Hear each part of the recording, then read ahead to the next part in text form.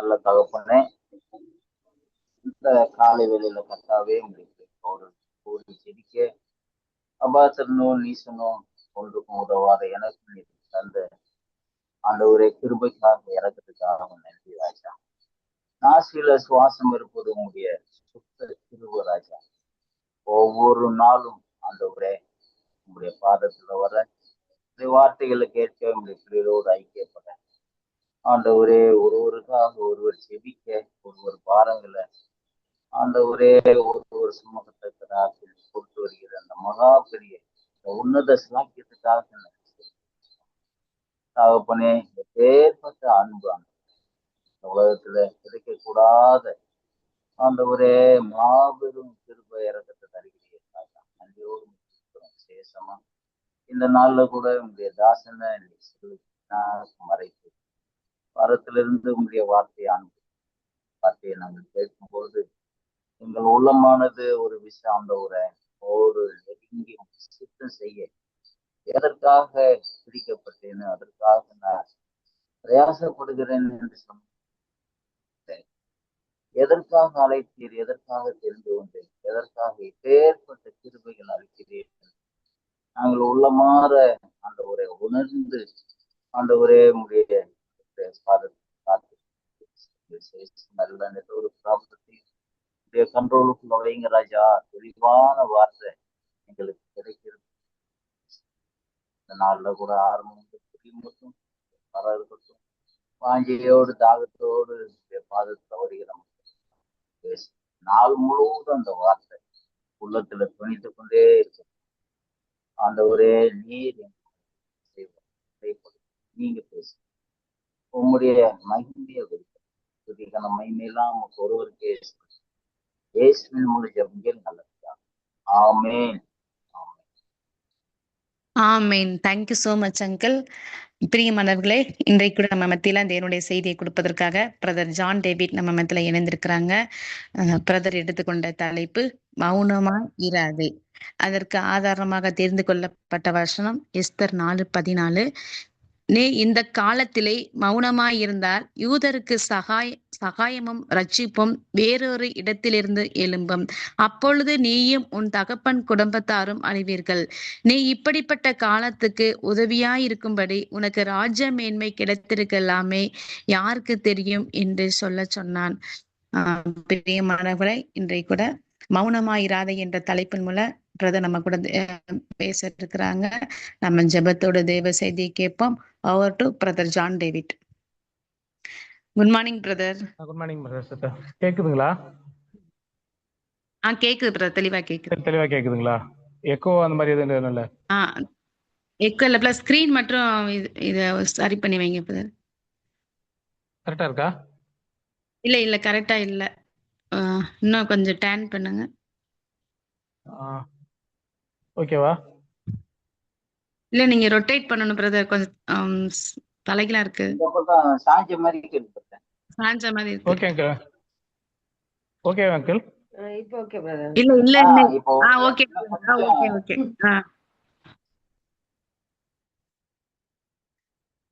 Okay uncle. இப்போ okay brother, இப்ப கரெக்டா இருக்கு. Okay thank you uncle. நாம் ஜெபத்தோடு கூட தேவனுடைய வார்த்தைக்கு நாம் கடந்து செல்வோம்.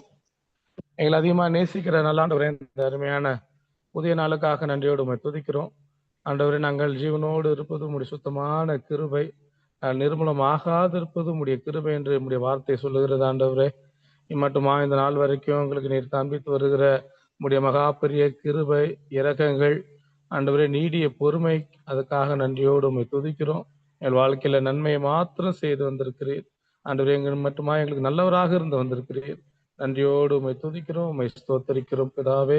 ஆண்டவரே, இந்த நேரத்திலையும் ஆண்டவரே ஒரு சிலராய் இந்த ஜூம் மீட்டிங்ல கலந்து நாங்கள் நம்முடைய வார்த்தை தியானிக்கும் பொழுது நீர் தாம் எங்களோடு இடைப்படும்படியாய் ஜெபிக்கிறோம். ஆண்டவரே, எங்களோடு நீர் பேசும்படியாய் ஜெபிக்கிறோம். ஆண்டவரே, மனிதனுடைய சத்தத்தை கேட்பதினால் முகத்தை பார்ப்பதினால் ஒரு பிரயோஜனம் இல்லை. ஆண்டவரே, தேவரே நீர் மத்தியில் வாரும். ஆண்டவர் செய்தி ஆசீர்வதித்தாரோ என்னோடு எங்களோடும் நீர் பேசும் சகல எல்லா இருளின் வல்லமையில் கட்டப்படட்டும். இந்த செய்தி ஆசீர்வதித்து தாங்க, என்னை சிலுவைக்கு மறைத்துக் கொள்ளுங்க. எல்லாவற்றும் இயேசு கிறிஸ்துவின் நாமத்தில் ஜெபிக்கிறேன் நல்ல பிதாவே, ஆமென். கிறிஸ்துக்கள் பிரியமானவர்களே, இன்றைக்கு நாம் ஒரு அவசியமான ஒரு தேவையான ஒரு செய்தியை இன்றைக்கு நாம் பார்க்க போகிறோம் என்று நான் விசுவாசிக்கிறேன். எல்லாருக்கும் தெரிந்த ஒரு பகுதி தான் அது. எல்லாருக்கும் தெரிந்த ஒரு சம்பவத்தை தான் நாம் பார்க்க போகிறோம். எஸ்தரின் புஸ்தகம் 4ஆம் அதிகாரம் 14ஆம் வசனம். எஸ்தரின் புஸ்தகம் 13, 14 வசனங்கள். 13, 14 வசனங்கள். மொர்தெகாய் எஸ்தருக்கு திரும்ப சொன்னது, நீ ராஜாவின் அரண்மனையில் இருக்கிறதினால் மற்ற யூதர் தப்பக்கூடாது இருக்க நீ தப்புவாய் என்று உன் மனதிலே நினைவு கொள்ளாதே. நீ இந்த காலத்திலே மௌனமாயிருந்தால் யூதருக்கு சகாயமும் ரட்சிப்பும் வேறொரு இடத்திலிருந்து எழும்பும். அப்பொழுது நீ உன் தகப்பன் குடும்பத்தாரும் அழுவீர்கள். நீ இப்படிப்பட்ட காலத்திற்கு உதவியாய் இருக்கும்படி உனக்கு ராஜமேன்மை கிடைத்திருக்கலாமே, யாருக்கு தெரியும் என்று சொன்னான். கிறிஸ்துக்குள் பிரியமானவர்களே, இன்றைக்கு நான் ஒரு முக்கியமான ஒரு தலைப்பை நாம் ஒரு செய்தியை பார்க்க போகிறோம். மௌனமா இருக்க கூடாது. பிரியமானவர்களே, இங்கே மொர்தெகாய் எஸ்தர் அவருடைய சம்பவம் நமக்கு தெரியும். இஸ்ரேல் மக்கள், யூத மக்கள் அங்கே பாபிலோனுக்கு அடிமைகளாக கொண்டு போகப்பட்ட நாட்களிலே அவர்கள் 70 வருடங்கள் அங்கே இருக்கிறார்கள். அந்த நாட்களிலே இன்னொரு தேசத்திலே ஒரு அடிமையாக இருந்த மக்கள் அங்க பழகி பெறுகிறார்கள். இங்க நடக்கக்கூடிய சம்பவம் என்ன, இதனுடைய பின்னணி என்னன்னு பார்த்தோம்னா, வேறொரு நாட்டில் அடிமையாக இருக்கக்கூடிய மக்கள் அங்க பழகி பெறுகிறதுனாலே அங்கே ஒரு ஆமான் என்ற ஒரு நபர் எழும்பி யூத ஜனத்தை இப்படியாவது அழித்து விட வேண்டும், ஏனென்றால் இவர்கள் நம்மளுக்கு பணிந்து கொள்ள மாட்டாங்க, இவங்க நம்மளுக்கு பேச்சு கேட்க மாட்டேன்றாங்க. இதுக்கு மொர்தெகாய் அதுக்கு உதாரணமாக இருக்கிறான். அவன் தேவனை தவிர யாரும் வணங்க மாட்டேன்னு சொன்னதுனால அவனுக்கு ரொம்ப கோபமாகி எப்படியாவது இந்த மக்கள் அழித்து போடணும்னு சொல்லிட்டு ஒரு தீர்மானம் எடுத்து அதுக்கான செயல்களை செய்து கொண்டிருக்கிறான். அதன் தொடர்ச்சியாகத்தான் அது செய்தியானது இவனுக்கு நம்ம மொர்தெகாய்க்கு தெரிய வருகிறது, இந்த மாதிரி நடக்க போகிறது, பார்த்துக்கோங்க அப்படின்னு சொல்லிட்டு. ஸோ இவன் என்ன பண்றான்னா, போய் அந்த எஸ்தர்கிட்ட போய் சொல்றான். இந்த எஸ்தர் யாருன்னா மொர்தெகாயுடைய அண்ணன் பொண்ணு, சித்தப்பா பொண்ணு, அந்த மாதிரி உறவு முறையில இருக்கிறவங்க. இவங்க நம்மளுக்கு தெரியும் எப்படி எஸ்தர் ராணி அடிமையாக கொண்டு போகப்பட்ட அந்த தேசத்துல ஒரு கொஞ்சம் பேர் இருக்கக்கூடிய தேசத்துல இப்படி அந்த ராணி அந்த அந்தஸ்துக்கு போனார்கள் என்பது நமக்கு எல்லாமே தெரியும். இதை பத்தி விளக்கமா சொல்ல வேண்டிய அவசியம் நமக்கு இல்லை. ஆனா அங்க ராணியாக கொண்டு போகப்பட்டால் அந்த நேரத்துல போய் சொல்றான், நீ போய் வந்திருக்குல்ல, இப்ப நம்ம மக்களுக்கு எதிரா இந்த மாதிரி ஒரு புறாது கிளம்பி இருக்கு, ஒரு மனுஷன் இப்படி அழைக்க முடியாத காத்திருக்கிறான், ஆகினால உன்னால முடிஞ்சது நீ செய், உன்னால முடியும் நீ செய் என்பதாக அவன் அறிவுரை சொல்லுகிறான். பிரியமானவர்களே, அதைத்தான் இங்கே நாம் பார்க்கிறோம். இந்த காலத்தில் மௌனமா இராதே, நீ பேசாம இருந்துராத, உனக்கு நல்லா பதவி கிடைச்சிருச்சு, ராணி என்ற அந்தஸ்து கிடைச்சிருச்சு, நம்ம தந்தது நல்லா இருக்கும், மற்றவங்களை எப்படி போனான்ன ஒன்னும் கவலை இல்லை அப்படின்னு சொல்ற அந்த லெவலுக்கு நீ போயிடாத. இந்த காலத்துல நீ மௌனமா இருந்துராத, நீ இந்த காலத்துல செயல்பட வேண்டிய நேரம் வந்துருச்சு. அதுக்காகத்தான் ஒருவேளை ஆண்டவர் இந்த இதுல இருந்து மக்களை தப்பித்துக்கிறதுதான் உன்னை அங்க ராணியா அமர்த்திருப்பாரோ என்று அவன் சொல்லுகிறான். பிரியமானவர்களே, இன்றைக்கு நாமும் கூட இந்த ஆவிக்குரிய வாழ்க்கையில கிறிஸ்துவை ஏற்றுக்கொண்டவர்களாக இந்த தேசத்திலே நாம் இருக்கிற ஆராதனை நிறைந்த இந்த தேசத்திலே ஆண்டவராகிய இயேசு கிறிஸ்துவ ரட்சகராக ஏற்றுக்கொண்டு விசுவாச போராட்டத்தை நாம் போராடி கொண்டிருக்கிறோம். ஆதியிலிருந்து நான் பார்க்கும் பொழுது இயேசு கிறிஸ்துவை ஏற்றுக்கொண்ட அநேக புறஜாதி மக்கள், அநேக மக்கள் அங்கே துன்புறுத்தப்பட்டார்கள், உபத்திரப்படுத்தப்பட்டார்கள், இன்னும் உபத்திரப்படுத்தப்படுகிறார்கள், பலவந்தம் பண்ணப்படுகிறார்கள், அநேக காயங்கள் படுகிறார்கள், குடும்பம் பிரிக்கப்பட்டு போகிறது. இயேசு கிறிஸ்துவை ஏற்றுக்கொண்ட ஒரே காரணத்திற்காக அநேக குடும்பங்கள் பிரிக்கப்பட்டிருக்கிறது. பிரியமானவர்கள், அந்த மாதிரி ஒரு சூழ்நிலையில தான் நாம் வாழ்ந்து கொண்டிருக்கிறோம். இந்த மாதிரி நாட்களிலே நாம் அறிந்து கொள்ள வேண்டிய முக்கியமான காரியம் என்னவென்றால், நாம் மௌனமா இருக்க கூடாது. இந்த உலகத்தினோட உபத்திரவங்களையோ பாடுகளையோ கஷ்டங்களையோ பார்த்து நாம் அப்படியே ஒடுங்கி போய் சுருங்கி போய் நாம் அமர்ந்திருப்போமானால் நாம் தான் கணக்கு ஒப்புவிக்க வேண்டியவர்களாக இருப்போம். அநேக கணக்கு நாம தான் ஆண்டவர் கணக்கு கேட்பார். எவனிடத்தில் வேதம் சொல்லுகிறது, எவனிடத்தில் அதிகமாய் கொடுக்கப்படுகிறதோ அவனிடத்தில் அதிகமாய் கேட்கப்படும் என்பதாக. பிரியமானவர்களே, இந்த காலம் நாம் செயல்பட வேண்டிய ஒரு காலம். எப்படி ஆமான் அந்த யூத மக்கள் அழிக்கும்படியாக அவன் ஒரு பெரிய திட்டத்தை தீட்டிக் கொண்டிருக்கிறானோ, அதே மாதிரிதான் இந்த நாட்களிலும் பிசாசான அநேக நம்ம மக்களை அழிக்கும்படியாக கிறிஸ்துவ போராட்டத்திலிருந்து, விசுவாச வாழ்க்கையிலிருந்து அநேகருடைய திசை திருப்பும்படியாக அநேக காரியங்களை, திட்டங்களை அவன் வகுத்து கொண்டே வருகிறான், செயல்பட்டு கொண்டே இருக்கிறான். பிடிமானவர்களே, இதிலிருந்து நாம் தப்பித்துக் கொள்ள வேண்டுமானால், இதிலிருந்து நமக்கு ஒரு உயிர்மீச்சி, ஒரு மாற்றம் உண்டாக வேண்டுமானால் நாம் மௌனமா இருக்க கூடாது. நாம் என்ன செய்ய வேண்டும்? மௌனமா இருக்கவே கூடாது. நாம் எழும்ப வேண்டும். அநேக காரியங்களுக்காக நாம் எழும்பி பிரகாசிக்கக்கூடிய மக்களாக நாம் எழும்ப வேண்டும். இந்த காலத்தில் நாம் மௌனமா இருக்க கூடாது என்பதாகத்தான் தேவனுடைய வார்த்தை இன்றைக்கு நம்மளுக்கு எச்சரிக்கிறது.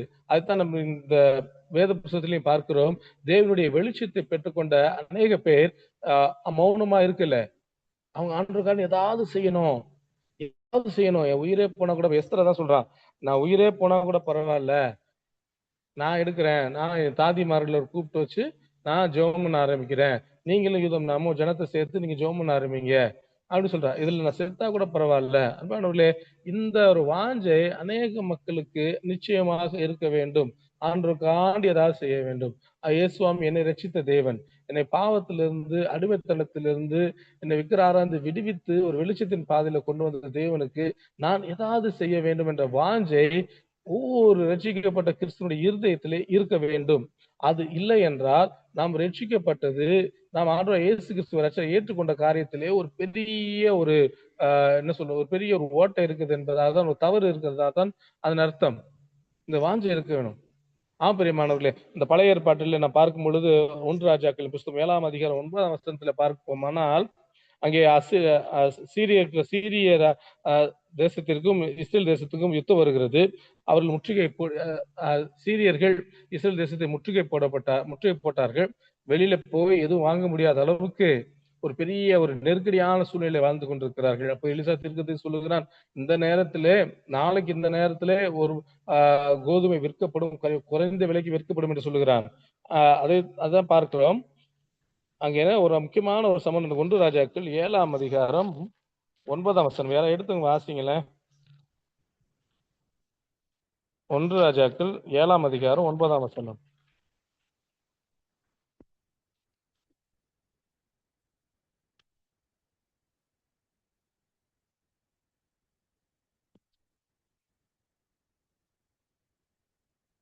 ஒன்று ராஜாக்கள் 9 7:9. இவைகளெல்லாம்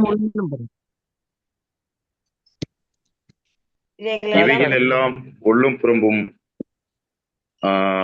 அஸ்திபாரம் முதல் மேல் திறனைகள் மட்டும் வெளியே இருக்கும், பெரிய முற்றம் வரைக்கும் அளவுப்படி. தவறான ஒரு ரெஃபரன்ஸ் கொடுத்துட்டேன், சாரி. இங்க இஸ்ரேல் மக்கள் அங்கே பெரிய யுத்தம் நடக்கும்போது அவர்கள் என்ன நடக்குதுன்னா, கோதுமை வாங்க கூட அவங்களுக்கு காசு இல்லாம இருந்துச்சு. அப்ப என்ன நடக்குதுன்னா, 2 ராஜாக்கள் 7:9, மன்னிக்கவும் 1 ராஜாக்கள் 2 ராஜாக்கள் 7ஆம் அதிகாரம் 9ஆம் வசனம். 8ஆம் வசனத்திலிருந்து வாசிக்கலாம்.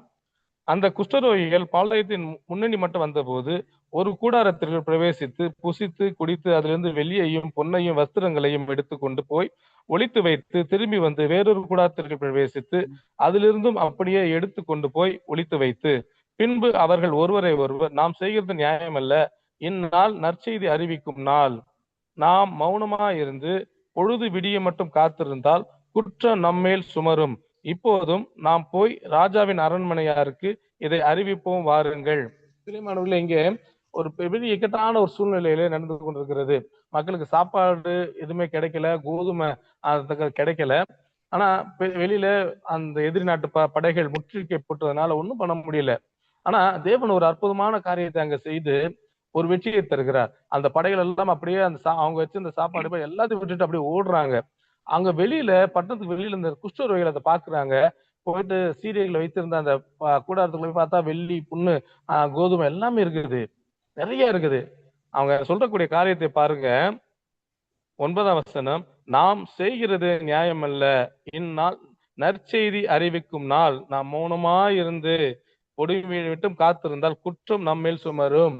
பிரியமானவர்களே, ஆண்டவர் செய்த நன்மைகளை, ஆண்டவர் செய்த அற்புதமான காரியங்களை சொல்லும்படியாக குஷ்டரோகிகளுக்கு ஒரு வாஞ்சை வருகிறது.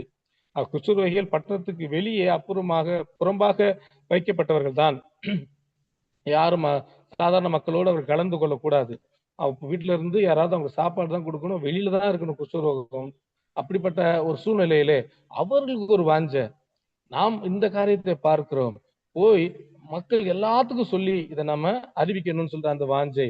இந்த நாள் நற்செய்தி அறிவிக்கும் நாள் என்ன அவங்க சொல்றாங்க. பிரியமானவர்களே, இயேசு கிறிஸ்துடைய நன்மையை பெற்றிருக்கிற நாம் இந்த மாதிரி ஒரு வாஞ்சையை கொண்டிருக்கிறோமா? இந்த வாஞ்சை இருக்க வேண்டும். நான் வெளிச்சத்தை பெற்றுக்கொண்டேன், இந்த வெளிச்சம் அநேகருக்கு போகணும், முதலாவது என் சொந்த குடும்பத்துக்கு போகணும், என் சொந்தத்துக்கு போகணும். அந்த வாஞ்சை நம்மளுக்குள்ள அதிகமாக இருக்க வேண்டும். அதை தொடர்ந்து நான் பார்க்கும் பொழுது புதிய ஏற்பாட்டுல பார்க்கும் பொழுது ஆண்டவர் இயேசு கிறிஸ்து ஒரு குருடனை சுகப்படுத்துகிறார். அவனுக்கு சுகப்படுத்திட்டு அவன் சொல்ற, நீ யார்கிட்டையும் சொல்லாதன்னு சொல்றாரு. ஆனா அவன் அப்படி இல்லை, போய் எல்லாத்தையும் போய் நிறைய பேர் சொல்றான். என்ன சொல்றான்? நான் குருடனா இருந்தேன், பார்வை அடைந்தேன். அந்த பரிசேயர் சதுசேயர்லாம் கூப்பிட்டு வச்சு, யாரும் நீ இப்ப நீ பார்வை அடைஞ்ச, நீ பிறவி குருடனாச்சே அப்படின்னு சொல்லி, யார் உன்னை சுகமாக்கனா, யார் உன்னை விடுவிச்சான்னு சொல்லி கேட்கும் பொழுது அநேகருக்கு முன்பாக சொல்றான், யாரை விடுவிச்சான்னு எனக்கு தெரியாது, ஆனா நான் குருடனா இருந்தேன், இப்பொழுது பார்வை அடைந்தேன். தன்னுடைய சாட்சி அநேகருக்கு அவன் பிரகடனப்படுத்தக்கூடிய நபராக இருந்தான். பிரியமானவர்களே, அந்த மாதிரி ஒரு வாஞ்ச ஆண்டோட்டு நன்மை பெற்ற நாம் இந்த வாஞ்சி உடையவர்களாக இருக்க வேண்டும். சமாரிய ஸ்திரியை ஆண்டவர் சந்தித்த பொழுது அவருடைய நிலைமை ஆண்டவர் இயேசு அவளுடைய நிலைமை உணர்த்தின பொழுது அவர் தன்னுடைய ஊருக்கெல்லாம் போய் வாங்கன்னு சொல்லி கூட்டு வந்து இயேசு சுவிசேஷத்தை அவர்கள் மக்கள் கேட்கும்படி அந்த தருணத்தை ஏற்படுத்தி கொடுத்தார். பெரியமானவர்களே, இதான் இந்த மாதிரி நான்குதான் மௌனமா இருக்காமல் செய்த காரியங்கள். இந்த நிறைய பேர் இருக்கிறாங்க. இந்த 3 பேர், முக்கியமான ஒரு 3 பேரை பாருங்களேன். அவருக்கு அந்த வாஞ்சை இருந்துச்சு. நான் இயேசுவிட்டிருந்து நன்மை பெற்றுக்கொண்டேன், இயேசுவிட்டிருந்து வெளிச்சத்தை பெற்றுக்கொண்டேன், இயேசு கிறிஸ்துவின் தேவனிடத்திலிருந்து ஒரு அன்பை பெற்றுக்கொண்டேன். ஆனா நான் ஏதாவது சொல்லணுமே, ஏதாவது செய்யணுமே. 3 பேர், நான் எனக்கு கண்ணு நல்லாயிடுச்சு, பரவாயில்ல, ஆண்டவருக்கு ஸ்தோத்திரம் சொல்லிட்டு அவன் அமைதியா இருக்கல. சமாரிய ஸ்திரீ இயேசுவோட பேசிட்டு, ஓகே எல்லாம் முடிஞ்சது ஐயா, ஸ்தோத்திரம் ஐயா, நான் உங்க பின்னாடி வரேன் ஐயான்னு சொல்லிட்டு அந்தமா அப்படியே போயிருக்கலாம். இங்க இந்த குஷ்டரோகிகள் அவங்க சாப்பிட்டுட்டு அவங்க நல்லா இருந்துட்டு, எப்பா நம்மளே ஊருட்டு ஒதுக்கி வச்சிருக்கிறாங்க, எதுக்கு நம்மளுக்கு வேண்டாத வேலை அப்படின்னு சொல்லிட்டு அவங்களும் அமைதியா இருந்திருக்கலாம். ஆனா இந்த 3 பேர் பாத்தீங்கன்னா அவன் வாழ்க்கையில அமைதியாக இல்லை. நன்மையை கண்ட மாத்திரத்திலே அதை நன்மை செய்த ஆண்டவருக்கு நான் ஏதாவது செய்ய வேண்டும் என்ற வாஞ்சி இருந்தது. அநேகருக்கு அந்த நன்மையை அவர் கொண்டு செல்லக்கூடிய நபர்களாக இருந்தார்கள். பெருமானவர்கள், நாம் எப்படிப்பட்ட ஒரு ஜீவித்தை ஜீவித்துக் கொண்டிருக்கிறோம் என்பதை கொஞ்சம் ஆராய்ந்து பார்க்கணும். அநேக மிஷினரிமார்கள் இந்தியாவுக்கு வந்த மிஷினரிமார்கள், ஆப்பிரிக்க தேசங்களுக்கு சென்ற மிஷினரிமார்கள், சைனாவுக்கு சென்ற மிஷினரிமார்கள், அந்த வரலாறுலாம் எடுத்து பார்த்தோம்னா ஏதாவது ஒரு சம்பவம், ஐயோ இந்த மக்கள் இப்படி இருக்கிறாங்களே, இந்த மக்களுக்கு ஏதாவது ஒண்ணு செய்யணுமே சொல்லி அந்த வாஞ்சை தான் அந்த தேசத்துல இருந்து இந்த தேசத்துக்கு கொண்டு வந்து அநேக தியாகங்கள், அநேக இடர்பாடுகள் மத்தியில இப்படியாவது இயேசுவை கொடுக்கணுமே சொல்லிட்டு வாஞ்சையோடு சேர்ந்து உழைத்தார்கள். அது நிமித்தமாகத்தான் இன்னைக்கு நம்ம சுவாதீனமாக ஆண்டவர் ஆராதிக்க முடியாத கிருபையை பெற்றிருக்கிறோம். ஆண்டவர் அப்படிப்பட்ட மக்களை எழுப்பி நம்மத்தில் அனுப்பி இருக்கிறார். சீகன் பால்கா இருக்கட்டும், திருநெல்வேலியில இப்போ ரீசெண்டா கூட படிச்சேன், திருநெல்வேலியில ஒரு ஸ்கூல், நல்ல லேடி டாக்டர் ஸ்கூல் நினைக்கிறேன். ஸ்கூலோட வரலாறுலாம் பயங்கரமா இருக்கு. அந்த அம்மா ஊனமா இருக்கிறாங்க. அவங்க அண்ணன் இங்க மிஸ்டரியா தமிழ்நாட்டுக்கு வர்றாரு, வந்து பார்த்துட்டு இங்க இந்த பெண்களுடைய நிலைமையை அவர் பாக்குறாரு, கடிதம் எழுதுறாரு. இந்த மாதிரி குழந்தைகளுக்கு, இந்த மாதிரி பெண்களுக்கு இந்த மாதிரி இருக்குது, நிலைமை ரொம்ப மோசமா இருக்குது, இவங்க படிக்கணும் அப்படின்னு சொல்லிட்டு அந்த ஊனமா இருக்கிற அம்மா இங்கிலாந்து தேசத்துல இருந்து கொஞ்சமா பணத்தை அனுப்பி ரொம்ப பணத்தை அனுப்பி ரொம்ப வாஞ்சியோடு செய்த ஒரு ஊழியம் தான் இன்னைக்கு பெரிய ஒரு பள்ளிக்கூடமாக கட்டப்பட்டு அநேக மக்கள் அதன் மூலியமாக ஆசீர்வாதத்தை பெற்றுக்கொண்டாங்க. எங்கேயோ இருக்கு அந்த மக்கள். ஆனா அந்த அம்மா இங்க வரல, தமிழ்நாட்டுக்கு ஒருபோதும் வரல, அங்கே இங்கிலாந்துல தான் இருந்தாங்க, கடைசி வரைக்கும் இருந்தாங்க. ஆனா அவங்களோட வாஞ்ச தமிழ்நாட்டு மக்கள் எப்படியாவது ஒரு கல்வியை பெற்றுக்கொள்ளணும், அதோடு கூட இயேசுவை பெற்றுக்கொள்ளணும், அந்த வாஞ்சை இருந்தது. சீகன் பால்க் அவர்கள் வந்து முதலாவது தமிழில் தேவனுடைய வார்த்தையை அவர் மொழிபெயர்த்தார்.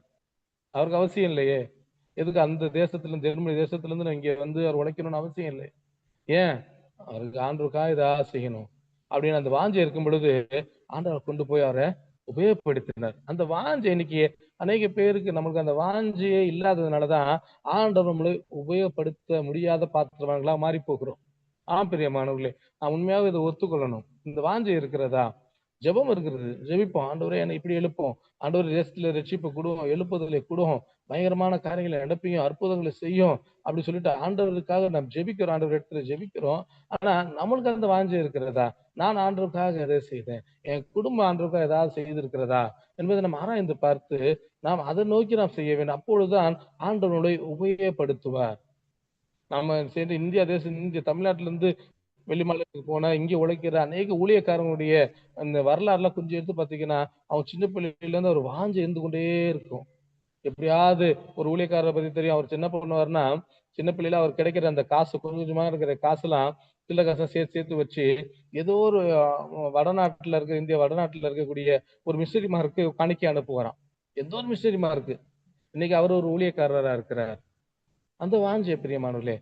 ஆனா நம்ம இப்படிப்பட்ட ஒரு வாஞ்சியோடு இருக்கிறோம், ஆனா சில நேரத்துக்குள்ள நமக்கு இதெல்லாம் தெரியும், ஆண்டவருக்காக ஏதாவது செய்யணும், அந்த ராஜ்யத்துல நம்ம பிரயோஜனமா இருக்கணும், எல்லாம் தெரியும். இப்படி செய்யணும், அப்படி ஓடணும், டாக்ஸ் கொடுக்கணும், பைபிள் கொடுக்கணும், புஸ்தகம் பண்ணணும், எல்லா காரியங்களும் செய்யும். ஆண்டவருக்கான நெருப்பா இருக்கணும், ஆண்டவருக்கான அனலா இருக்கணும், ஆண்டவருக்கான எல்லா காரியங்களும் நாம செய்யணும்னு அந்த ஆசை இருக்கும், அந்த வாஞ்சை இருக்கும். ஆனா அநேக நேரத்துல நாம் மௌனமாகி விடுகிறோம். நாம் வாயை மூடிக்கொள்ளுகிறோம், கண்களை மூடிக்கொள்ளுகிறோம், காதை மூடிக்கொண்டு மௌனமாய் இருந்து விடுகிறோம். எனக்கு எதுக்கு இந்த பிரச்சனை? அவர் செய்ய வேண்டியது அவருடைய வேலை, இது இவருடைய வேலை, எனக்கு ஒண்ணும் கிடையாது. நாம் அநேக பேர் ஆண்டுடைய ஆலயத்துக்கு வருவதற்கு முக்கியமான காரணங்கள் என்ன? என் தேவை சந்திக்கப்படணும், அதனால நான் ஆலயத்துக்கு வர்றேன். எப்படி மாறி போச்சு பார்த்தீங்களா? என்னுடைய தேவை அந்த ஆலயத்துக்கு போய் தேவை சந்திக்கப்படும் அன்ற ஒரு மேலோட்டமான உலகப்புறமான காரியத்தோடு தான் நாம் ஜீவித்து கொண்டிருக்கிறதுனால நாம் ஆண்டவருக்காண்டி ஏதாவது செய்ய முடியாதபடிக்கு நாம் மௌனமாகி விடுகிறோம். எதுவும் பேச முடியல. ஒரு அநீதியான காரியம் நடக்கும் பொழுது அதற்கு எதிராக ஒரு குரல் கொடுக்க வேண்டிய முடியாத நிலைமையில கிறிஸ்தவன் மாறி போகிறான். அது சபையிலும் நடந்தாலும் சரி, அது வெளியில நடந்தாலும் சரி, குடும்பத்துல நடந்தாலும் சரி, எனக்கு என்ன அப்படி சொல்லிட்டு ஒரு கவலையற்ற ஒரு கவலீனமான ஒரு நபராக மாறி போகிறோம். அநேக நேரங்களிலே கிறிஸ்துவலாக நாம் அநீதி பக்கம் நிற்க வேண்டிய நாம், நீதியின் பக்கம் நின்று நாம் எதிர்த்து நின்று குரல் கொடுக்க வேண்டிய நாம் அப்படியே மௌனமாகி விடுகிறோமே. கொஞ்சம் யோசித்து பார்க்கலாம். எவ்வளவு நேரத்துல நாம் என்னென்ன காரியத்துக்கு ஆண்டவர் பக்கமாக நின்றுக்கிறோம். ஆண்டோட நீதி இந்த இடத்துல நிலைநாட்டப்பட வேண்டும், ஆண்டோடைய பரிசுத்தம் இந்த இடத்துல நிலைநாட்டப்பட வேண்டும், ஆண்டோடைய பிரசன்னத்துக்காக அந்த இடத்துக்காக நம்ம எவ்வளவு நாள் அந்த வைராக்கியத்தோடு ஆண்டவர் பக்கம் நின்றுக்கிறோம். மௌனமாகி விடுறோம் பிரியமானவர்களே, மௌனமாகி விடுறோம். இதுக்கு ஒரு நல்ல ஒரு எக்ஸாம்பிளா சொல்ல போனா, ரீசெண்டா ஒரு இந்தியன் பார்லிமெண்ட்ல ஒரு குஜராத் சேர்ந்த நபர் நினைக்கிறேன், சரி ஞாபகம் இல்லை, அவர் வந்து நல்லா பயங்கரமா பேசினார் மோடி கவர்மெண்ட்ட. அப்படியே ஆப்போசிட்டா பயங்கரமா பேசினார். நீங்க இந்த மாதிரி எப்படின்னா அந்த மொபைல் ஈஸி பண்றோம் இல்லையா, ரீசார்ஜ் பண்ணும்போது நீங்க 28 நாளைக்கு தான் பண்றீங்க, 30 நாள் பண்றது இல்ல, அது பெரிய ஒரு போர்ஜரி, ஸ்கேம் பண்றீங்க, ஏமாத்துறீங்க மக்களை அப்படி சொல்லிட்டு பெரிய ஒரு குரல் கொடுத்தார். அநேக பேர் ரசிச்சாங்க. ஓ, நம்மளுக்காக ஒரு பேசக்கூடிய ஒரு நபர் வந்து விட்டார். அது மாத்திரம் நிறைய காரியங்களுக்காக மோடி கவர்மெண்ட்டை எதிர்த்து நிறைய குரல் கொடுக்கக்கூடிய நபராக இருந்தார். கொஞ்ச நாள் என்ன ஆச்சுன்னா அவர் அப்படியே பிஜேபி பக்கம் மாறிட்டார். கட்சி வாங்கிட்டாங்களோ அது பின்னாடி நமக்கு தெரியாது, ஆனா பிஜேபி சத்தம் மாறிட்டார். இப்போ அமைதியா இருக்கு, வாய் திறக்கல. அநீதி நடந்து கொண்டேதான் இருக்கிறது. ஏமாற்றப்படுகிறவன் ஏமாற்றப்பட்டுதான் கொண்டிருக்கிறான், மிதிக்கப்பட்டுதான் கொண்டிருக்கிறான். தேசத்துல அநியாயங்கள் நடந்துதான். ஆனா எதிர்த்து குரல் கொடுக்க வேண்டிய மக்கள் அமைதியாயிட்டாங்க. இது அரசியல் உலகம்னு வச்சுக்கோங்களேன். ஒரு கிறிஸ்தவ வாழ்க்கையில நாம் இப்படிப்பட்ட ஒரு ஜீவித்தை ஜீவித்துக் கொண்டிருக்கிறோம். நாம் அதே அப்படித்தான் அநேக நேரங்கள்ல மௌனமாய் விடுகிறோம். நீ தமிழ்நாட்டு கூட அப்படிதான் நான் பார்க்கிறேன். நிறைய பேரு இந்த கட்சி போயிட்டா, நம்ம விஜய் அந்த புதிய டிவிக்கு கட்சி வந்துச்சு, நம்ம புதுசா ஊழலற்ற ஒரு ஆட்சியை கொடுக்கலாம் சொல்லிட்டு பயங்கரமா பேசினாங்க. கடைசியில பார்த்தா யாரெல்லாம் ஊழல் செய்யறாங்களோ எல்லாத்தையும் உள்ள கொண்டு வந்து வச்சுக்கிட்டு இப்போ நல்லவங்களா மாறி பண்றாங்க. அந்த ஆப்போசிட்டா எதிர்த்து பேசுனவங்க இன்னைக்கு சைலண்டா இருக்கிறாங்க, அமைதியா. அரசியல் பேசுறேன்னு நினைக்காதீங்க, ஒரு எடுத்துக்காக சொல்றேன், ஒரு புரிந்து கொள்ள வேண்டும் என்று சொல்லி. இப்படித்தான் அநேக நேரங்களில ஒரு கிறிஸ்தவனாக இயேசுவினுடைய மகாபெரிய வெளிச்சத்தை பெற்றுக்கொண்டு அநேக பேருக்கு இல்ல. இன்னைக்கு இந்திய தேசம் 144 கோடி மக்கள் இருக்கிறாங்க. 144 கோடி மக்கள்ல எத்தனை பேர் ஆண்டவராகிய இயேசு கிறிஸ்துவை ஏற்றுக்கொண்டிருக்கிறோம்? எத்தனை பேர்? ஆனா இந்தியா முழுவதுமாக பல்வேறு காரியங்கள் மூலியமாக சுவிசேஷம் அறிவிக்கப்பட்டே கொண்டே இருக்கிறது. ஆனால் வெளிச்சத்தை பெற்றவர்கள் எத்தனை பேர்? இன்னும் எதிர்க்கக்கூடியவங்க இருந்தாலும் வெளிச்சத்தை பெற்றவங்க எத்தனை பேர்? கொஞ்சம் பேர் தான். அந்த கொஞ்சம் பேர் நாமும் இருக்கிறோம்ல, அது எவ்வளவு பெரிய ஒரு ஸ்லாக்கியம், பெரிய மாணவர்களே, அது எவ்வளவு பெரிய ஸ்லாக்கியம். ஆனா நாம இந்த காலத்துல மௌனமா இருக்கிறதுனாலதான் என்ன நடக்குதுன்னா, துன்மார்க்கனுடைய கரம் ஓங்கி கொண்டே இருக்கிறது, அக்கிரமக்காரனுடைய கரம் ஓங்கி கொண்டே இருக்கிறது, அநீதி செய்யனுடைய காரியம் வலுப்பெற்று கொண்டே இருக்கிறது. ஏனென்றால் நாம் திறப்பின் வாசல் நின்று இதற்காக ஜெபிக்கக்கூடிய மக்களாக அந்த பொறுப்பு நமக்கு கொடுத்திருக்கும் பொழுது நாம் ஜெபிக்காதபடிக்கு, திறப்பின் வாசல் நிற்காதபடிக்கு, தேவனை நோக்கி விண்ணப்பம் செய்ய முடியாதபடிக்கு அடங்கி போய் பொறுமையோடு எனக்கு என்ன தேவையில்லை, அவன் பிரச்சனை அவன் பார்த்து நான் சொல்லி ஓரமா ஒதுங்கி ஒதுங்கி மௌனமாய் போடுறதுனாலதான் துன்மார்க்கனுடைய கரம் ஓங்கி நிற்கிறது. இதை அறிந்து கொண்டிருக்கிறீங்களா? உங்களுக்கு தெரியுதா? பொறுப்பு நம்மளதான் இருக்கிறது. பாவம் பெருகினதுல கிருபை பெருகினது. இந்த கிருபை பெற்றுக்கொண்டு நாம் அதிகமாக ஜெபித்து இருளின் வல்லமையை கட்ட வேண்டிய நாம், பிசாசினுடைய கிரிகளுக்கு விரோதமாக எழும்ப வேண்டிய நாம் ஒத்து போய் விடுகிறோம். தவறு செய்கிறவர்களோடு ஒத்து போகிறோம், மௌனமாயிடுறோம். சில நேரத்துல பேசக்கூட முடியல. யாராவது ஒருவர் சபையிலேயோ மற்ற இடங்களிலோ அநியாயம் செய்யும் பொழுது, சகோதரனே சகோதரியே நீ செய்வது இது தேவனுக்கு விரோதமான காரியம், இது தேவனுடைய பார்வையில் அருவருப்பான காரியம், இது தேவன் பிரியமா இருக்க மாட்டான்னு சொல்லக்கூடிய அளவுக்கு தைரியம் இல்லாத ஒரு கிறிஸ்தவர்களாக மாறி போயிட்டோம், மௌனமாயிட்டோம். பிணிமானவர்கள் ஆக்கினை தீர்ப்பு சபையிலிருந்து ஆரம்பிக்க போகிறது. தேவனுடைய நியாய தீர்ப்பு சபையிலிருந்து ஆரம்பிக்கும். எப்பொழுது நாம் கணக்கு கொடுப்போம் இருக்கிறோம்? இன்னும் மௌனமாவே அப்படியே இருக்க போகிறோமா? தேவனுடைய பசுத்துக்காக நிற்க வேண்டிய அந்த வாஞ்சை இல்லாமல் இருந்து அப்படியே போனா பரலோகம் போயிடலாம், பார்த்துக்கலாம் அப்படின்னு சொல்லிட்டு ஒரு கவலீனமான ஒரு மனப்பான்மையோடு ஜீவித்து கொண்டு இருக்கிறோமா? ஆண்டவர் நம்மளை நம்பி எவ்வளவு பொறுப்புகளை கொடுத்திருக்கிறார் பாருங்க. எசேக்கியேல் வசனங்களை வாசித்தோம்னா, இந்த தேசத்தின் அருவருப்புகளுக்காக பெருமூச்சு விட்டு கண்ணீர் விட்டு அழுகிற மக்கள் நெற்றியில அடையாளம் போடு. மக்கள் ஒரு குறிப்பிட்ட மக்களை தேடிக்கொண்டிருக்கிறார். திறப்பின் வாசல் நின்று அழுது ஜெபிக்கக்கூடிய மக்கள் நடக்கக்கூடிய அருவருப்புகளையும் அநியாயங்களையும் பார்த்து கண்ணீரோடு பாரத்தோடு ஜெபிக்கக்கூடிய மக்களை ஆண்டவர் தேடிக்கொண்டிருக்கிறார். விண்ணப்பம் செய்யக்கூடிய மக்களை ஆண்டவர் தேடிக்கொண்டிருக்கிறார். ஆனா விண்ணப்பம் செய்ய வேண்டிய நாம், ஜெபிக்க வேண்டிய நாம் மௌனமா இருக்கிறோமே. இந்த நாட்கள்ல கடைசி காலமாக இருக்கிறது. யாரை விழுங்கலாம் என்று பிசாசு கெர்ச்சிக்கும் சிங்கத்தை போல அலைந்து கொண்டிருக்கிறான். இன்னைக்கு அநேக குடும்பங்களை, சில வாலிபர்களையும் பிள்ளைகளையும் பிசாசு அப்படியே இழுத்து கொண்டு பார்க்கிறோம். ஆனால் அந்த நேரத்திலையும் கூட நம்ம மௌனமா இருக்கிறோமே, மௌனமா இருக்கிறோம். எல்லாம் தெரியும், ஆனா மௌனமா இருக்கிறோம். பிரியமானவர்களே, மௌனமா இருக்கிறோம். தேவனுடைய நமக்கு கொஞ்சம் ஆராய்ந்து பார்ப்போம். எந்தெந்த காரியத்துல நான் பேச முடியாத வாய் அடைத்து போன மக்களாக மாறி போகிறோம் என்பதை கொஞ்சம் ஆராய்ந்து பார்ப்போம் பிரியமானவர்களே. சரி, இப்போ மௌனமா இருக்கக்கூடாது, மௌனமா இல்லாம நிறைய பேர் ஆண்டவருக்காண்டி செய்தாங்கன்னு பார்த்தோம். மௌனமா இருக்கக்கூடாது, திருப்பி சொல்றேன். ஆனா என்னென்ன காரியங்களை நம்மள மௌனமா ஆக்கிடுது? அந்த வாஞ்சை இருக்குது இல்லையா? நான் சொன்னேன், வாஞ்சை இருக்குது, ஆண்டவருக்கு எதுக்காக செய்யணும், அதுக்காக செய்யணும் அப்படி அந்த வாஞ்சை இருக்குது, அந்த ஆசை இருக்குது, அந்த உத்வேகம் எல்லாமே இருக்குது. ஆனா ஏன் செய்ய முடியல? ஏன் மௌனம் ஆயிடுறோம்? அதுக்கு ஒரு காரணம் உண்டு பெரியமானவர்களே. 3 முக்கியமான காரணங்களை பார்த்து நாம் பார்க்கலாம். முதலாவது, நம்மளை மௌனமாக பேச முடியாமல் செய்கிற முக்கியமான காரணங்களில் ஒன்று உலக கவலையும் ஐசுரத்தின் மயக்கமும். இங்கே அந்த விதைக்கிறவனுடைய ஓமையை நாம் வாசித்தோம்னா அதுல பார்த்தா தெரியும். விதைக்கிறவனுடைய ஓமை, விதைக்க அந்த ஓமையில பார்க்கும் பொழுது லூக்கா 8ஆம் அதிகாரம் 14ஆம் வசனம். லூக்கா 8:14. முள்ளுள்ள இடங்களில் விதைக்கப்பட்டவர்கள் வசனத்தை கேட்கிறவர்களாய் இருக்கிறார்கள். கேட்டவுடனே போய் பிரபஞ்சத்திற்குரிய கவலைகளினாலும் ஐஸ்வர்யத்தினாலும் சிற்றுமங்களினாலும் நெருக்கப்பட்டு பலன் கொடாதிருக்கிறார்கள்.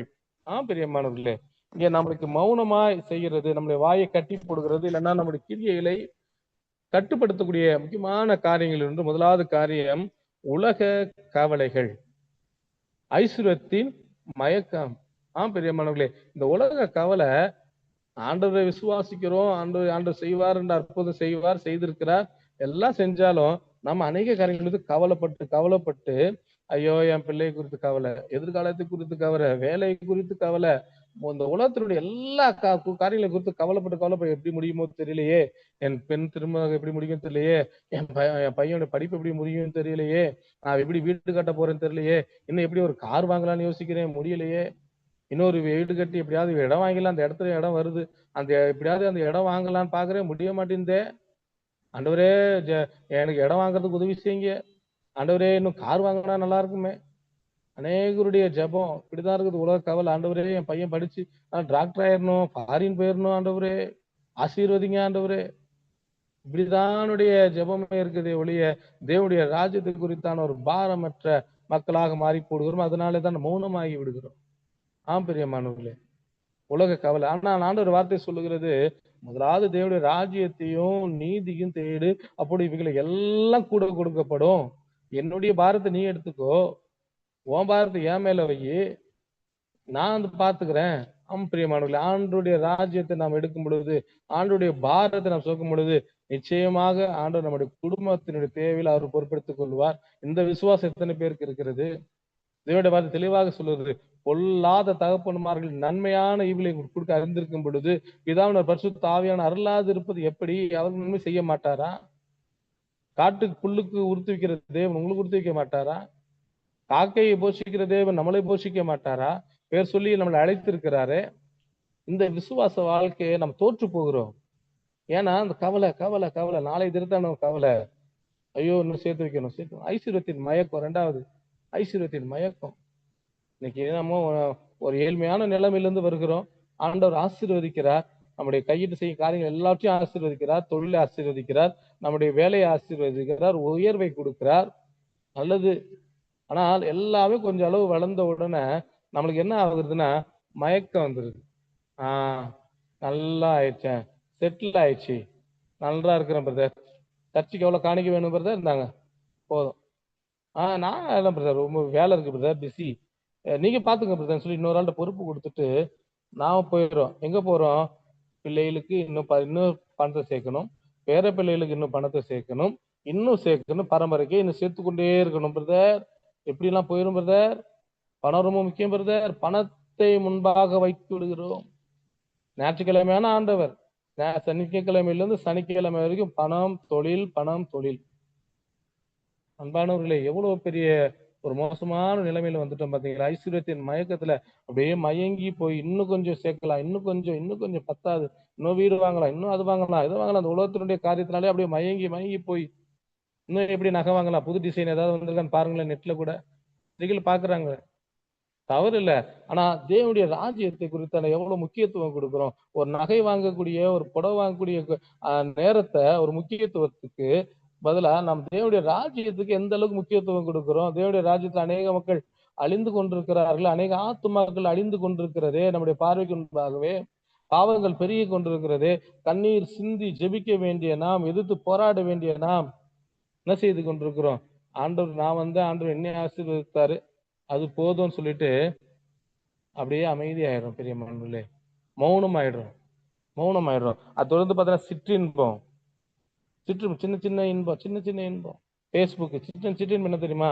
ரீல்ஸ் பாக்குறது, நல்லா இருக்கு, இவன் நல்லா பண்றானே, அவன் நல்லா பண்றானே, இவன் நல்லா சமைக்கிறாளே, சாப்பாடு வீடியோவா பாக்குது, அடுத்தவன் என்ன பண்றான்னு வீடியோவா பாக்குது. சிற்றின்பம், சின்ன இன்பம். ஆனா அதன் மூலியமா நேரம் எவ்வளவு வேஸ்ட் ஆகுது. ஆனா ஜெபத்துக்கு ஒரு 2 மணி நேரம் உட்கார முடியல. ஜெபத்துக்கு 2 மணி நேரம் உட்கார முடியல. ஆனா மொபைல்ல நல்ல நாள் கணக்கா மணிக்கணக்கா நோண்டிக்கிட்டே இருப்போம். அது என்ன நடக்குதா அப்படின்னு எல்லா காரியத்தையும் அறிந்து கொள்ளணும்னு சொல்லிட்டு அந்த வாஞ்சி இருந்து கொண்டே இருக்கும். உலகத்துல என்ன நடக்குது, அங்க என்ன நடக்குது, அவன் என்ன பண்ணிட்டான், இவன் என்ன பண்ணிட்டான், இந்த உலகத்தினுடைய காரியங்களை அறிந்து கொள்ள வாஞ்சி நிறைய இருக்குது. அதே நேரத்துல தேவனுடைய ராஜ்யத்திற்கு தேவையில் இருக்கிறதா? அந்த வாஞ்சி இருக்கிறதா? பிரியமானவர்களே, இந்த சிற்றின்பங்கள், உலக கவலை, ஐஸ்வர்யத்தின் மயக்கம், அப்படியே அந்த ஐஸ்வர்யத்தின் மயக்கத்துல இன்னொன்னு கூட சேர்ந்த மனம் மேட்டிமை வந்துடும். எல்லாம் சௌரியமா இருக்கும் பொழுது ஒரு மனம் எட்டி நம்மளுக்குள்ளாக வந்து விடுகிறது. நான் ஏன் இந்த வேலையை செய்யணும், நான் ஏன் இந்த காரியத்தை நான் ஏன் இறங்கி செய்யணும், நான் செய்ய முடியும், எல்லாம் சௌரியமா இருக்கு, ஆண்டவர் ஆசீர்வதிக்கிறார் போதும், அந்த நிலைமையில போய் விடுவதனாலதான் மௌனமாகி விடுகிறோம். பிரியமானவர்களே, மௌனமாகி விடுகிறோம், வாயை மூடிக்கொள்ளுகிறோம், பேச முடியல, அநியாயத்தை எதிர்த்து கேட்க முடியல, சபையில் நடக்கக்கூடிய காரியங்களை எதிர்த்து பேச முடியல, தைரியமற்ற ஒரு மக்களாக மாறி போய் கொண்டிருக்கிறோம். பிரியமானவர்களே, இரண்டாவது நான் பார்க்க வேண்டிய நம்மளை மௌனமாக்கக்கூடிய இரண்டாவது காரியம் சோம்பேறித்தனம். சோம்பேறி. அநேக கிறிஸ்தவர்களாக நாம் இதை ஒத்துக்கொள்ளணும். சோம்பேறியாக மாறிவிட்டோம். எடுத்து முயற்சி செஞ்சு பக்கத்துலதான் ஆலயம் இருக்கும், ஆலயத்துல போய் ஜெபம் பண்ணா அந்த வாஞ்ச இல்லை. படுத்துக்கிட்டே சில பேர் ஜெபம் பண்ணுவாங்க, படுத்துக்கிட்டே. ஆண்டவர் இப்படி ஜெபம் பண்ணாலும் கேட்பார் பிரதர், கிருபையின் காலம் பிரதர். சில சமைச்சுக்கிட்டே ஜெபம் பண்ணுவாங்க, நல்லதுதான். ஆனா தனி மேல உட்கார்ந்து எவ்வளவு நேரம் நாம் ஜெபிக்கிறோம், எவ்வளவு நேரம் ஆண்டவர் காண்டி நம்ம கொடுக்குறோம், அதுதான் ஆண்டவர் பார்க்கிறார். என்னுடைய சமூகத்துக்கு எவ்வளவு நேரம் இந்த மகள் வருகிறாள், இந்த மகன் வருகிறன்றதை ஆண்டவர் பார்க்கிறார். சிலது பாளையம் இருக்கும், சின்ன ஜெபக்கூட்டம் இருக்கும், போக முடியாது, சோம்பேறித்தனம். இந்த சோம்பேறித்தனத்தினால வரக்கூடிய இன்னொன்னு கொஞ்சம் ஆடாகும், அப்படியே கொஞ்சம் கொஞ்சமா கவலீனம். போய் ஜெபிக்கணுமா பிரதர், சேர்த்து ஜெபிக்கலாம் பிரதர், நம்ம சனிக்கிழமை சேர்த்து ஜெபம் பண்ணிக்கலாம் பிரதர். கவலீனமான ஐயோ நான் செய்ய மாட்டேன் பிரதர், வாங்க பிரதர் டாக்ஸ் கொடுக்கலாம். அது டாக்ஸ் கொடுக்கறது அவருடைய வேலை பிரதர். ஆலயம் கிளீன் பண்றதுக்கு நல்ல பிரதர், அவருடைய வேலை பிரதர். இங்க வாங்க ஒரு ஊழியம் இருக்குது பிரதர், அது அவருடைய வேலை பிரதர். அடுத்தவர் வேலை அவர் இந்த வேலையை பார்ப்பாரு, இந்த வேலையை பார்ப்பாரு சொல்லிட்டு இந்த சோம்பேறி வீட்டுக்குள்ளேயே உட்கார்ந்துருப்போம். பிரியமானவர்களே, சோம்பேறித்தனத்தினால மௌனமானவர்கள் நிறைய பேர். ஆண்டவர் ராஜ்யத்துக்காக எழும்பி தாளந்து பெற்ற மக்கள் சோம்பேறியினால அப்படியே விடுறது. ஆனா தேவனுடைய வார்த்தை சொல்லுகிறது, சோம்பேறினுடைய இருதயமானது விரும்பியும் எதையுமே பெறாது. நீதிமொழியில வசனம் சொல்லுது, அவனை கூப்பிட்டா சோம்பேறி அழைத்தா வழியில பாலசிங்கம் இருக்கும், அங்க பாதையில பெரிய சிங்கம் இருக்கும், நான் வரமாட்டேன்னு சொல்லிட்டு சாப்பாடு கையில வச்சுட்டு தட்டுல இருந்து எடுத்து வாயில வைக்கிறதுக்கு ரொம்ப கஷ்டப்படுவானா சோம்பேறி. அநேக சோம்பலி நாவி உடையவர்களாக இருக்கிறோம். சோம்பலி நாவி எந்திரித்து உற்சாகமா இருந்து ஜெபிக்க முடியல. ஏன்னா இருதயத்துல அந்த வாஞ்ச இல்ல. ஐயோ 4 மணி ஆச்சு, 5 மணி ஆச்சு, நான் எந்திரித்து ஜெபிக்கணுமே, அந்த வாஞ்ச இல்ல. ஆனா ஒரு பிசினஸுக்காக பிரதர் 5 மணிக்கு ஒரு மீட்டிங் இருக்குது, முக்கியமான ஒரு தொழில் விஷயமா ஒரு மீட்டிங் இருக்குது, ஒருத்தர் அட்வான்ஸ் தர்றாரு சொன்னீங்கன்னு வச்சுங்களேன், 4 மணிக்குள்ள எந்திரிச்சு உட்காந்துருப்போம். 5 மணி எப்ப ஆகும், எப்படா கால் பண்ணுவாரு சொல்லிட்டு. பிரியமானவர்களே, சோம்பலின் ஆவியை உடையவர்களாக இருக்கும். அப்படியே சோர்ந்து போய் அப்படியே எனக்கு என்ன லெத்தாஜிக்கல், எனக்கு தேவையில்லை பிரதர், அதை அவர் பார்த்து பாரு பிரதர். ஆலயத்துடைய காரியமா இருக்கட்டும், ஊழியத்தினுடைய காரியமா இருக்கட்டும், அதுக்கெல்லாம் ஆள் இருக்கு பிரதர், நான் பண்ணமாட்டேன் பிரதர் அப்படி சொல்லிட்டு சோம்பேறித்தனமாக இருக்கிறோம். இதனாலதான் மௌனமா இருக்கிறோம். பெரியமார்கள் இது மௌனமாக்கி விடுகிறது. நம்ம எழும்பி செய்ய முடியாத அளவுக்கு அப்படியே குன்றி போன மக்களாக மாறி போயிட்டோம். ஏன்னா சோம்பேறித்தனத்தினால எலும்பி எதுவுமே செய்ய முடியல. ஐயோ போய் சொன்னா டாக்ஸ் கொடுத்தா மதம் அடிச்சுடுவான் பிரதர், அடி வாங்கலாம், வெதாம திட்டுவான் பிரதர், திட்டு வாங்கிக்கலாம். ஆண்டவருக்காண்டி அதை கூட செய்ய முடியாதவர்களாக மாறி போயிட்டோமே. பயம், சோம்பேறித்தனத்தோடு சேர்ந்து பயம் வந்துருது. பிரியமானவர்களே, ரொம்ப ஜாக்கிரதையாக இருக்க வேண்டிய காலம். கடைசி காலத்துல ஜீவித்துக் கொண்டிருக்கிறோம். ஆண்டவர் நம்மை நம்பி ஒரு பெரிய ஒரு பொறுப்புகளை கொடுத்திருக்கிறார். சுவிசேஷத்தை அறிவிக்க வேண்டியது என்னுடைய கடமை என்பதா பவுல் சொல்லுகிறார். சுவிசேஷத்தை அறிவிக்காவிட்டால் எனக்கு ஐயோ பவுல் சொல்லுகிறார். பிலிப்பியர்ல சொல்லுகிறார். இன்னைக்கு நம்ம என்னன்னா பிலிப்பியர் 3ஆம் அதிகாரம் 12ஆம் வசனத்துல பார்த்தோம்னா பவுல் சொல்லுகிறார், நான் அடைந்தாயிற்று அல்லது முற்றும் தேறினவனானேன் என்று எண்ணாமல் கிறிஸ்து இயேசுவினால் நான் எதற்காக பிடிக்கப்பட்டேனோ அதை நான் பிடித்துக் கொள்ளும்படி ஆசையாய் தொடர்கிறேன். 14ஆம் வசனம், கிறிஸ்து இயேசுக்குள் தேவன் அழைத்த பரம அழைப்பின் பந்தய பொருளுக்காக லக்கை நோக்கி தொடர்கிறேன்.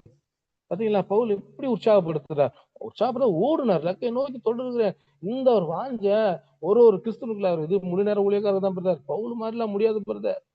இல்ல பிரியமானவர்களே, பவுல் செஞ்சதுல அவர் 100% ஒரு 20% நாம் செஞ்சிருக்கிறோமா?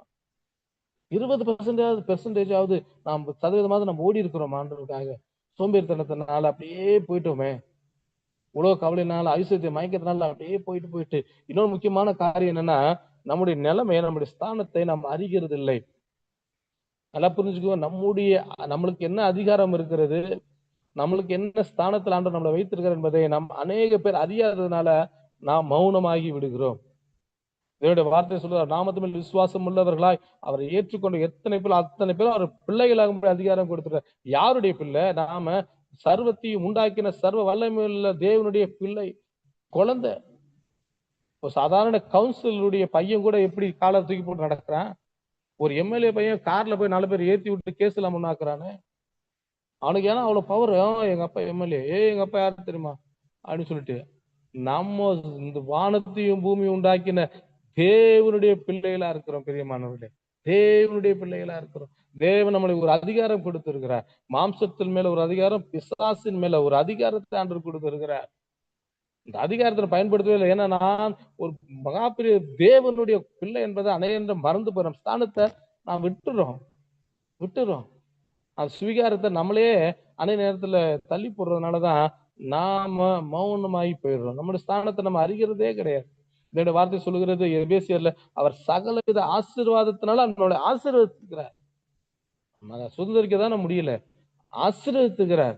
நம்மளை அழைக்கும் போதே, நம்ம பேர் சொல்லி அழைக்கும் போதே, நாம இயேசுவை ஏற்றுக்கொண்ட மாத்திரத்திலே அவர் எல்லாத்தையும் ஆசீர்வதிக்கிறார். நம்ம போராடி நம்ம கேட்பது, ஆண்டவரே இந்த ஆசீர்வாதங்கள் என்ன ஆண்டவர் கேட்பதில்லை.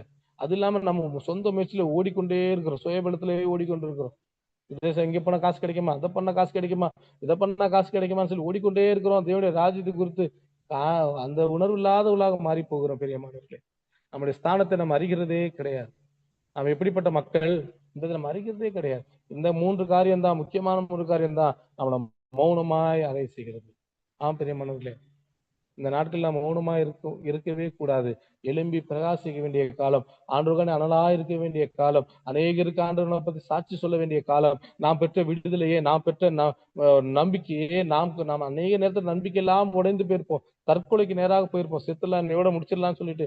ஆனா அந்த நேரத்துல ஆண்டவருடைய வார்த்தை நம்மளை பிடிச்சு தூக்கிட்டு வந்து நம்மளை இம்மட்டமா நடத்திருக்கிறது. எவ்வளவு நன்மை நம்ம வாழ்க்கையில ஆண்டவர் செய்திருக்கிறார். நன்மையை மாத்திரமே ஆண்டவர் செய்திருக்கிறார். நம்மளை குறித்தான பெரிய திட்டத்தையும் நோக்கத்தையும் ஆண்டவர் வைத்திருக்கிறார். அது நன்மையான நோக்கமாக இருக்கிறது. பிரியமானவர்களே, அந்த நோக்கத்தை அறிந்து செயல்பட வேண்டிய நாம் என்ன செய்து கொண்டிருக்கிறோம்?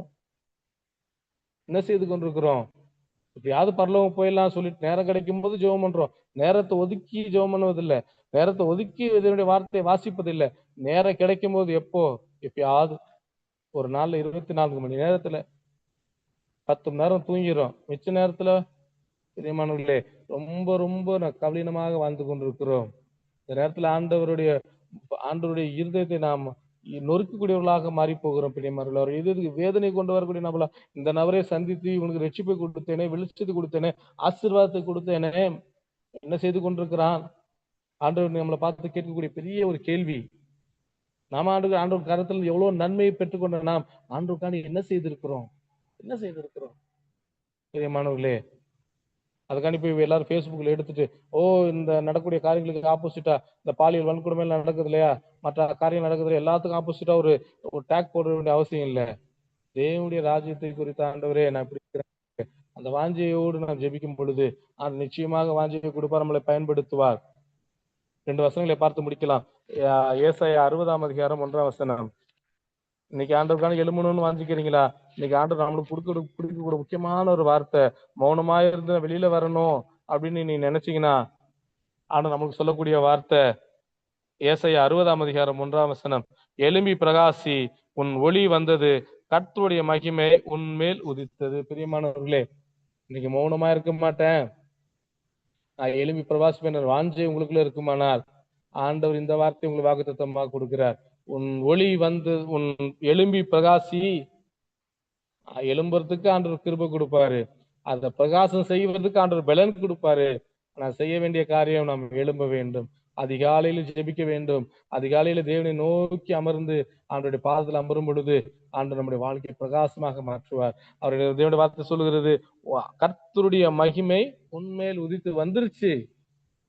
இனிமேல் இப்படி இருக்க மாட்டே, நீ மௌனமா இருக்க மாட்ட, நீ எழும்பி குதிரை பலத்தோடு ஓடக்கூடிய நபராக மாறி போவாய். பவுல் சொல்லுறாரே, லக்கை நோக்கி நான் தொடர்கிறேன் என்பதாக. அது மாதிரி ஆண்டவர் நம்மளை உபயோகப்படுத்துவார். அநேக பட்டணங்களில் நம்ம உபயோகப்படுத்துவார், அநேக சபைகளில் நம்ம உபயோகப்படுத்துவார். இந்த ஆசை, இந்த வாஞ்சை இருக்குமானால், ஐயோ ஒரு நாள் மௌனமா இருந்துட்டேனே, இந்த வாசை இருக்குமானால் நான் எழுப்பி பிரகாசிக்கணும், ஆண்டவர் நீ எழுப்புவார் என்ற அந்த வாஞ்சை இருக்குமானால் தாழ்த்தி ஜெபம் பண்ணுவோம்.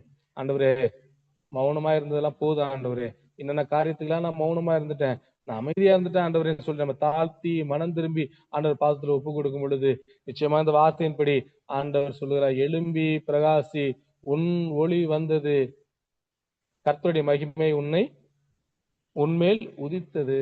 பிரியமானவர்களே, இந்த காலமானது நாம் அமைதியா இருக்கக்கூடிய காலம் அல்ல, அப்படியே சோம்பலாக இருந்து கொண்டு இருக்க வேண்டிய காலம் அல்ல, தூங்கி கொண்டிருக்க வேண்டிய காலம் அல்ல, ஐஸ்வர்ய மயக்கத்திலேன்னு சொல்லி இன்னும் ஐஸ்வர்யத்தையே சேர்த்து கொண்டு வீணாய் போகக்கூடிய காலம் அல்ல. தேவனுடைய வார்த்தை சொல்லுகிறது, ஓ மதிகேடனே, அவன் என்ன சொல்றான், உலகத்தையே நீ ஆதாயம் பண்ணினாலும் ஆத்ம நஷ்டப்படுத்தி போட்டாலும் லாபம் என்ன? ஐஸ்வர்யா என்ன சொல்லுகிறான், நான் இன்னும் அதிகமாக சேர்ப்பேன், இன்னும் களஞ்சியத்துல பொருளை சேர்ப்பேன்னு சொல்லி தன் ஆத்மாவை எண்ணிக்கொண்டிருந்தான். இன்று இரவு உன்னுடைய மூச்சு நிறுத்தப்படுமானால் எங்க போய் நிற்ப? பிரியமானவர்களே, உலகத்தின் ஆதாயத்துக்காக நாம் படைக்கப்படவில்லை, தெரிந்து கொள்ளப்படவில்லை. ஆனால் ஆண்டவர் உலகத்திலும் ஆசீர்வதிக்க வல்லவரா இருக்கிறார், நித்தியத்திலும் நம்ம உயர்த்த வல்லவரா இருக்கிறார். ஆனால் நாம் செய்ய வேண்டிய காரணம் என்ன? மௌனமா இராதபடிக்கு இந்த நாட்களிலே, இந்த கடைசி காலத்துல ஆண்டவருடைய வருகை நாட்களில் ஜீவித்துக் கொண்டிருக்கிறோம்.